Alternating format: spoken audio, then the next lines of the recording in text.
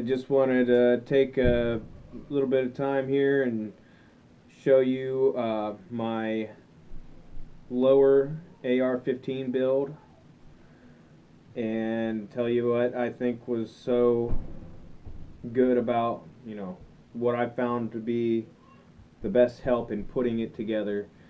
I'll just tell you, I don't have any tools to put together an AR-15. The only thing that I'm gonna need to get to absolutely finish this would be the castle nut wrench to tighten that castle nut down a little bit so it doesn't come undone. Uh, Other than that, this is done. All I need to do is, I think I'm gonna buy the complete upper. I'll have less in buying an upper than if I were to buy the pieces and build the upper, especially because I don't have the tools. I'd have to buy tools for that. But yeah, here we go. I'll let you know what I thought was the best things. I'll start with saying that from the time that I conceived this project in my mind, I wanted to build a wooden vice block, and I don't even have a vise, so there's that problem. But I built the wooden vise block on my dad's table saw. He helped me build that, and there's a guy on YouTube that has the dimensions and everything in his video, and if you look up, AR-15 homemade vice block, you'll find him. He's got a squirrel sitting out on his table on his porch, talking to a squirrel. You can't miss it if you look for that, if you look up that. So I'll show it to you real quick. I'll have to pause it, change the camera angle, and come back.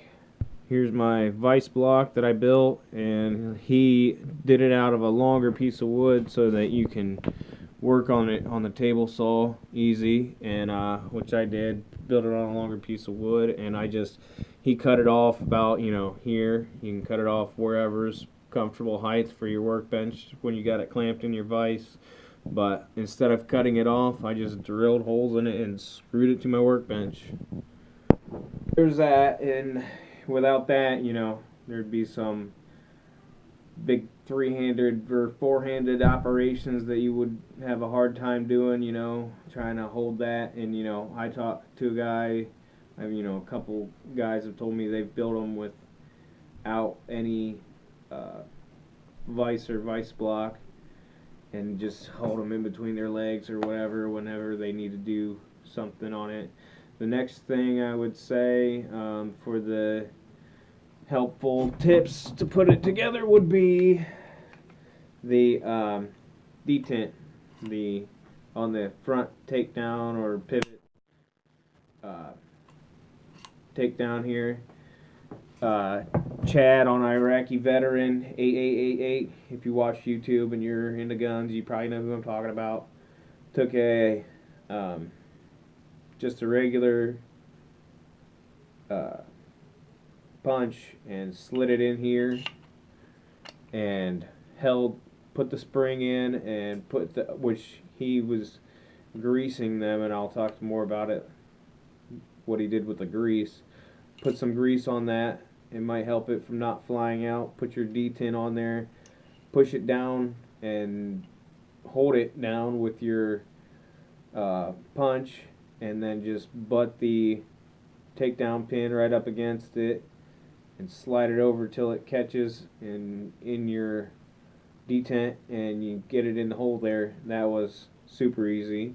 I've had guys tell me, oh yeah, when I put that in, it went flying and I had to go searching for it, but I was really surprised I didn't have anything like that. I figured, even with the tips that I'd gotten, I was going to have some trouble. It was a lot easier than I thought it was going to be to put this together.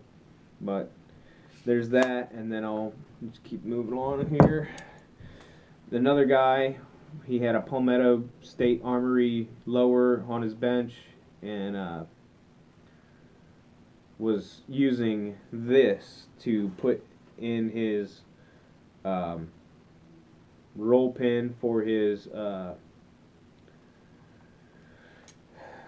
bolt catch and taped up one of these pliers, and this one the tape ripped on it when I used it, but he used the electrical tape. You can use, I would, if I was going to use that again, which I probably will if I ever build another lower, I'll use some either electrical tape or Gorilla tape because it's a little more durable than that's masking tape. And you put one end on the receiver like that. Let's see if I can hold it around where you can see it like that, and then you start your roll pin. Oh, he squeezed it down with a pair of pliers because there's a split in it, you know what a roll pin looks like, and then squeezed it together, and it went in a lot easier than I thought, even easier than when he showed it on the video. He was kind of, looked like he was squeezing pretty hard on his pliers, and it went in even easier than that for me. So there was that. And then here, I'll show you this wire looking thing came off of a tomato ring that I had, and cut off the, you know, lower 1.5 feet of the tomato rings because they were just so long I was having a hard time getting them in the ground. Anyway, I cut a piece off of that and ground it down and made that, and used it for a roll slave pin to put my to hold my trigger and the disconnect together when I dropped it down in here, and then push the pin out, push the slave pin out. That was, if you can get a slave pin or make one like I did, that just happened to be the exact size I needed for that. It was kind of ironic, but it was a lot. You know, I think it, from what I can see when I watched other people trying to put that disconnect on, it's a lot easier to put it together and put it in the receiver and then push that pin out than it is to work it together in the receiver and hold it, and then try to hold it just right to get that pin in. So the other thing that I liked that Iraqi veteran did was when he put the detent in for the safety selector, he put grease on the spring and put it up into the pistol grip, and then, you know, when you turn it upside down, it doesn't fall out. I got it up parallel with the line on the receiver and pushed it straight down and didn't have any problems with it binding or anything. You know, that's something you'll worry about when putting that together, but it dropped straight into the hole. Oh, then the last thing would be, the guy from the Anderson has a video out on how to put your lower together.